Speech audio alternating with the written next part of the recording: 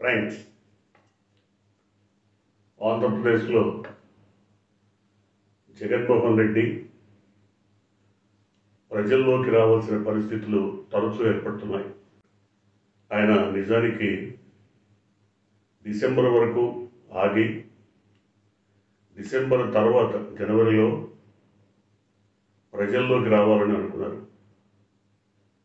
కానీ తెలుగుదేశం నేతృత్వంలోని కూటమి ప్రభుత్వమే ఆయన్ని పదే పదే ప్రజల్లోకి రావాల్సిన పరిస్థితులు ఏర్పరుస్తుంది.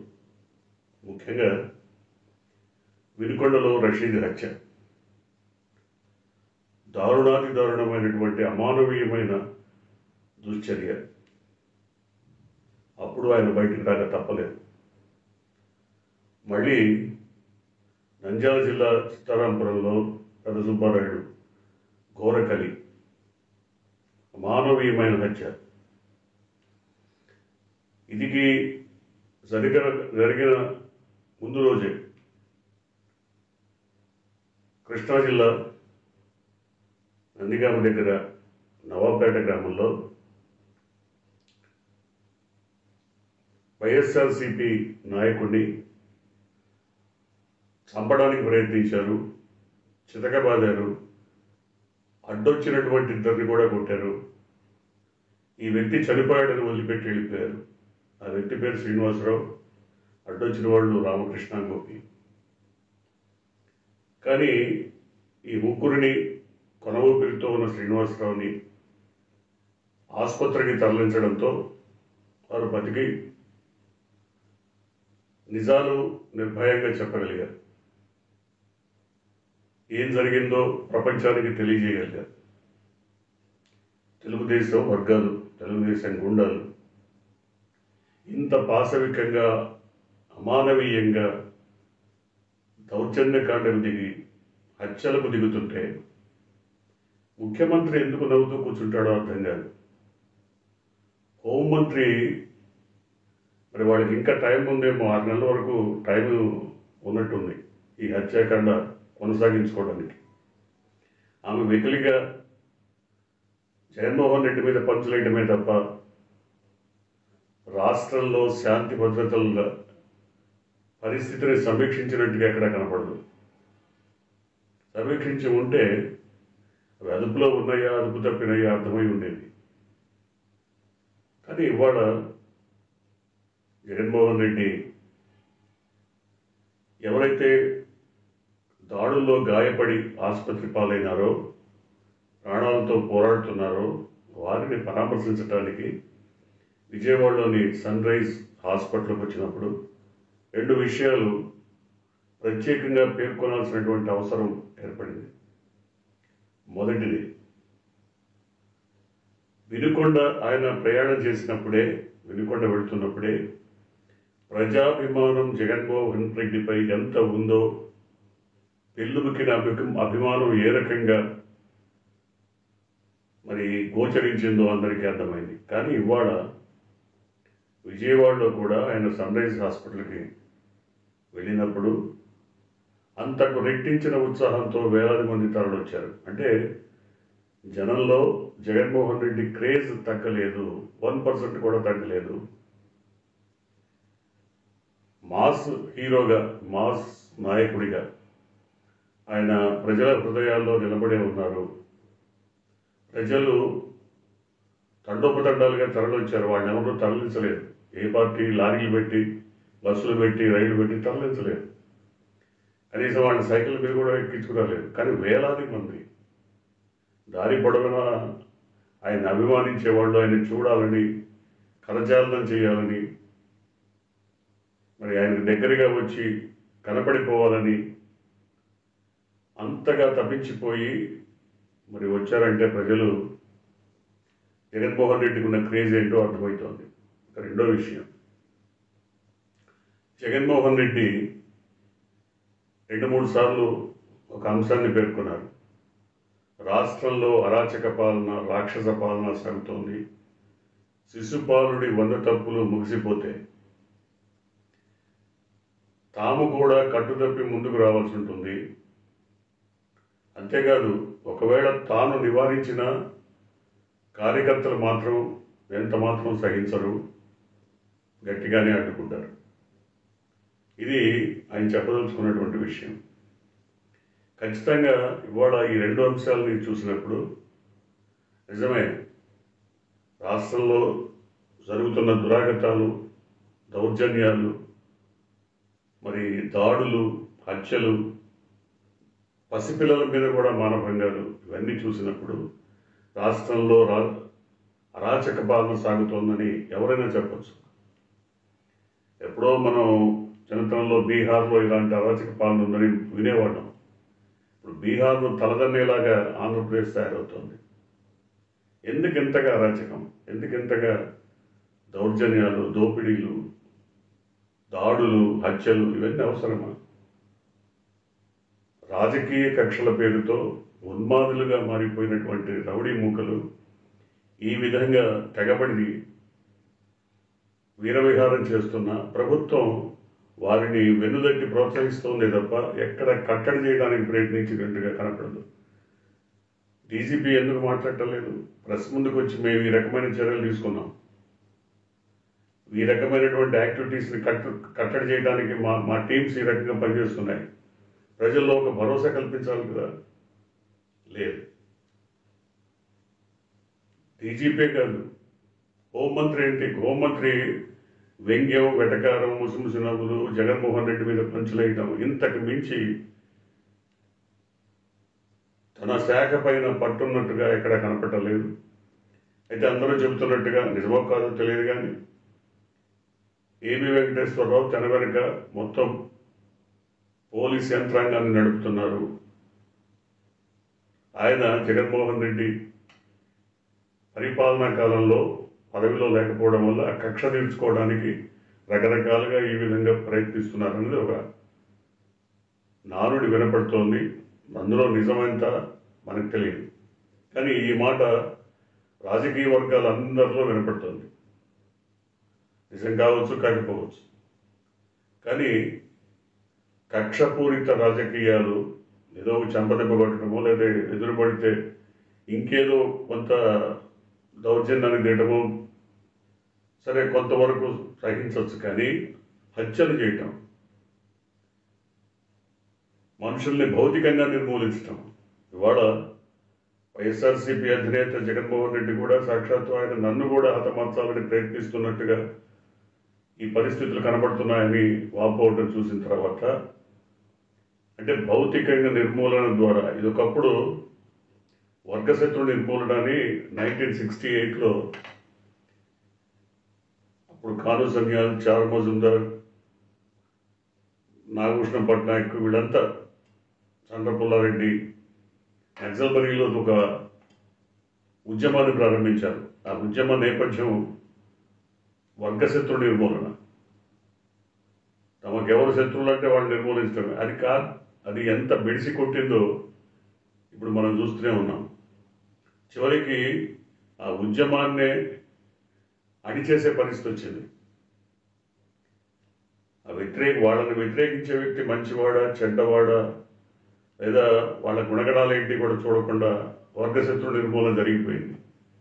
ఇప్పుడు కూడా అంతే. తమ పార్టీని వ్యతిరేకిస్తే వాళ్ళని చంపేయటమేనా?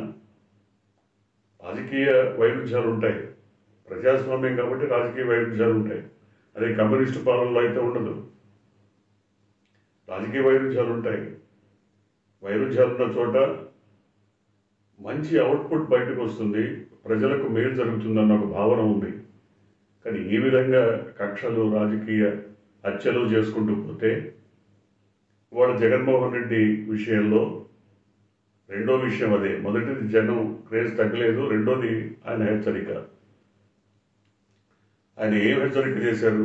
ఇప్పుడే 2-3 సార్లు చెప్పారు.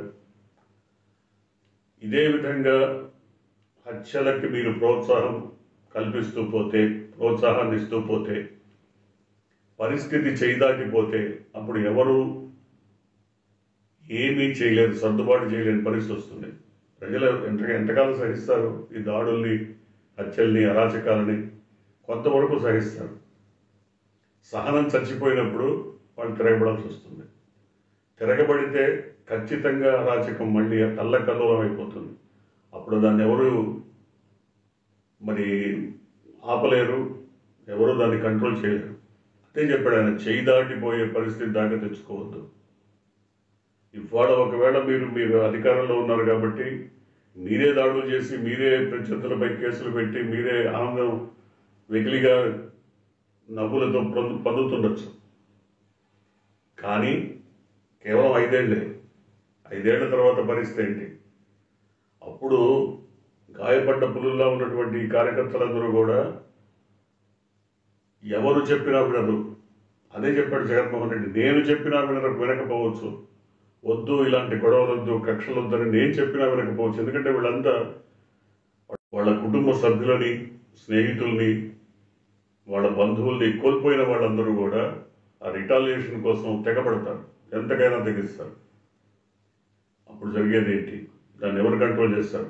ఇప్పుడు మీరు నాటుతున్నటువంటి విష బీజాలు అప్పుడు మిమ్మల్ని అవి కాలసర్పాలై కాటేస్తాయి. కాబట్టి మీరు ఇప్పుడే వీటిని కంట్రోల్ చేయండి అని ఆయన మరొకసారి జగన్మోహన్ రెడ్డి చంద్రబాబుని కోరారు. నిజమే, ఇది ఎవరో అవునన్నా కాదన్నా ఇది యథార్థం. రాష్ట్రంలో అరాచకం, అల్లకల్లోలం రాకుండా ఉండాలంటే ఖచ్చితంగా ఇలాంటి దుష్కృత్యాలను తక్షణం ఆపాల్సినటువంటి అవసరం ఉంది. ఇప్పటికే రాష్ట్రంలో శాంతి భద్రతలు గాడి తప్పాయని,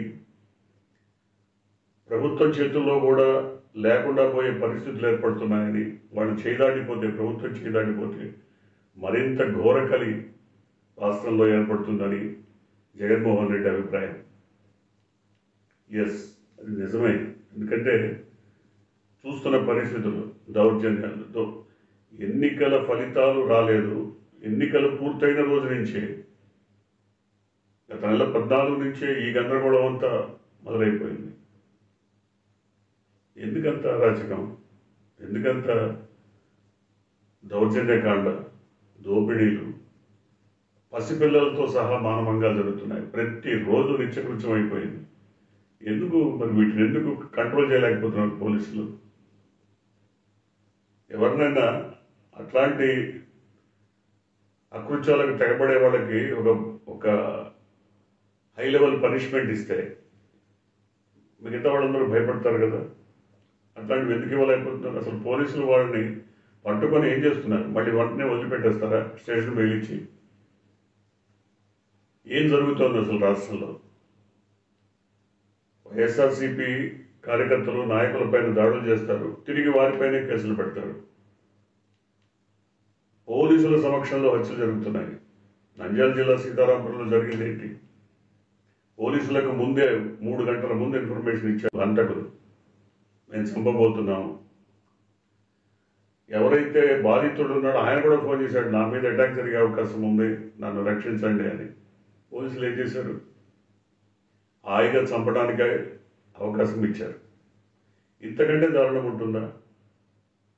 సో జగన్మోహన్ రెడ్డి నెత్తిన నోరు పెట్టి మొత్తుకున్నా వినకపోతే రానున్న పరిణామాలకు ప్రభుత్వం బాధ్యత వహించాల్సి ఉంటుంది. తప్పకుండా రాష్ట్రంలో లా అండ్ ఆర్డర్ను సమీక్షించాల్సినటువంటి పరిస్థితి ఏర్పడింది. ఇది ముఖ్యమంత్రి సీరియస్గా తీసుకోవాలి. ఎందుకంటే హోంమంత్రిగా ఉన్న వ్యక్తి పూర్తిగా అపరిపక్వ నాయకురాలు. ఆమెకేం తెలియదు. ఏదో జోకులు పేర్చడం, లేకపోతే జగన్మోహన్ రెడ్డి మీద పంచులేయటం, అదే ప్రభుత్వ పాలన అనుకుంటుంది. పాలన గాడి తప్పింది. అది కరెక్ట్ కాదు. ఆమె మాట్లాడే పద్ధతి కూడా మార్చుకోవాలి, హుందాగా ఉండాలి. హోమ్ మినిస్టర్ అంటే హుందాతనం ఉండాలి. ఏదో చిన్నపిల్లలు ఒకరి మీద ఒకటి పంచులు వేసుకున్నట్టుగా వేసుకోవడం కాదు. ఒక రాష్ట్ర మాజీ ముఖ్యమంత్రితో మాట్లాడేటప్పుడు, ఆయన విషయాలు మాట్లాడేటప్పుడు హుందాగా ఉండాలి. సో అవన్నీ మరి కనబట్టలేదు కాబట్టి ముఖ్యమంత్రి స్వయంగా రంగంలోకి దిగి ఈ పరిస్థితులన్నింటినీ సమీక్షించకపోతే ఆంధ్రప్రదేశ్ అల్లకల్లోలం అయిపోతుందనే భయం ప్రజల్ని వెంటాడుతుంది. చాలామంది బయట చెప్పుకోలేనటువంటి పరిస్థితి. కనీసం మాట్లాడడానికి కూడా భయపడే పరిస్థితి, పెదవి విప్పడానికి కూడా వణికిపోయే పరిస్థితి. ఇంత రాష్ట్రాల్లో ఒక హిట్లర్ పాలన, ఒక నియంత పాలనలాగా కొనసాగుతున్నట్టుగా చాలామంది వాపోతున్నారు. కాబట్టి ఇవాళ జగన్మోహన్ రెడ్డి పరామర్శకు వినుకొండ హత్య తర్వాత ఆయన బీజం వేశారు. ఇవాళ విజయవాడలో క్షతగాత్రుల్ని పరామర్శించారు. రేపు సీతారాంపురం వెళ్ళి, నంద్యాల జిల్లా సీతారాంపురం వెళ్ళి పెద్ద సుబ్బారెడ్డి కుటుంబాన్ని పరామర్శిస్తారు. ఇంకా ఆయనకి తప్పదు. ఎందుకంటే తన కార్యకర్తలను, బలమైన నాయకులను కోల్పోతున్నప్పుడు కనీసం వాళ్ళకి అండగా నిలవాల్సినటువంటి బాధ్యత ఆయన మీద ఉంది. కాబట్టి తప్పకుండా వెళ్ళాలి. దాన్ని మరి ఎవరో తప్పుపట్టలేదు. ఆయన ఎవరినో పంపించి చేతులు దులుపుకోలేడు కదా. ఒక పార్టీకి అధినేతగా ఉన్నప్పుడు ఖచ్చితంగా ఆయన వెళ్ళాలి, పరామర్శించాలి. వారికి ఏదైనా ఆర్థికమైన సహకారం కానీ, ఇంకేదైనా మోరల్ సపోర్ట్ కానీ అవసరమైతే వాటిని అందజేయాల్సినటువంటి అవసరం ఎంతైనా ఉంది. సో ఈ లెక్కన చూస్తే జగన్మోహన్ రెడ్డి ఈ 5 సంవత్సరాల పాటు ప్రజల్లో ఉండాల్సిన పరిస్థితే కనపడుతుంది. ఈ 5 ఏళ్ళు ఆయన ప్రజల్లో ఇట్లా నిరంతరం తిరగడం తప్పదు. అందువల్ల ఆయన ఇప్పటికే అడుగుతున్నారు, నాకున్నటువంటి ఒక మాజీ ముఖ్యమంత్రిగా నాకు ఇవ్వాల్సినటువంటి మరి భద్రతను మీరు ఎందుకు తీసేశారని హైకోర్టుని అడిగారు. ఇవాళ ఆంధ్రప్రదేశ్ గవర్నమెంట్ ఇంత పాశవికంగా ఎందుకు తయారైందంటే, ఇట్లా కార్యకర్తలను, నాయకులను చంపడం కాదు, చివరికి నన్ను కూడా హతమార్చడానికి కుట్ర చేస్తున్నట్టుగా కనపడుతోందని ఆయన స్పష్టంగా చెప్పారు. ఎందుకంటే టీడీపీ నాయకుల మాటలు, కార్యకర్తల మాటలు, సాక్షాత్తు ఆ పార్టీ అధినేత నుంచి మంత్రులు, స్పీకర్గా ఉన్నటువంటి వ్యక్తి సహా చాలామంది మాట్లాడినటువంటి మాటలు విన్న తర్వాత ఈ అనుమానం ఆయనకే కలిగి ఉంటుంది. అందువల్ల రాష్ట్రంలో శాంతి భద్రతలు క్షీణించాయన్న విషయాన్ని గవర్నర్ ఎందుకు స్పందించట్లేదు, ఎందుకు సీరియస్గా తీసుకోవట్లేదు? It's a duty of A governor duty అది. రాష్ట్రంలో శాంతి భద్రతలు సమీక్షించాల్సిన బాధ్యత ఆయనకు ఉంటుంది. మరి ఆయన సుప్రీంకోర్టు జడ్జిగా కూడా చేశారు. ఆయన ఎందుకు సమీక్షించట్లేదు? మరి ఆయన సమీక్షించినప్పుడు వీటిని కేంద్ర ప్రభుత్వానికి, లేదా కేంద్ర హోంమంత్రికి, ప్రధానికి, రాష్ట్రపతికి తెలియజేయాల్సిన బాధ్యత ప్రతిపక్షం మీద ఉంటుంది. వాళ్ళకి దాకా ఎందుకు తీసుకెళ్లాలంటే ఇక్కడ గవర్నర్ సమీక్షించి దాని మీద చర్యలు తీసుకుంటే ఆయన పంపించాల్సిన అవసరం లేదు. కానీ ఈయన ఎప్పుడైతే స్పందించట్లేదో అవి మళ్ళీ అక్కడి దాకా వెళ్లాల్సి వస్తుంది. మరి ఇప్పటికైనా ఈ తీవ్రతను, ఈ పరిస్థితులను, ప్రజల మనోభావాలకు అనుగుణంగా శాంతి భద్రతలను కాపాడే విషయంలో గవర్నర్ స్పందించాలి, ముఖ్యమంత్రి కూడా స్పందించాల్సినటువంటి అవసరం ఉంది. చూద్దాం ఏం జరగబోతుంది.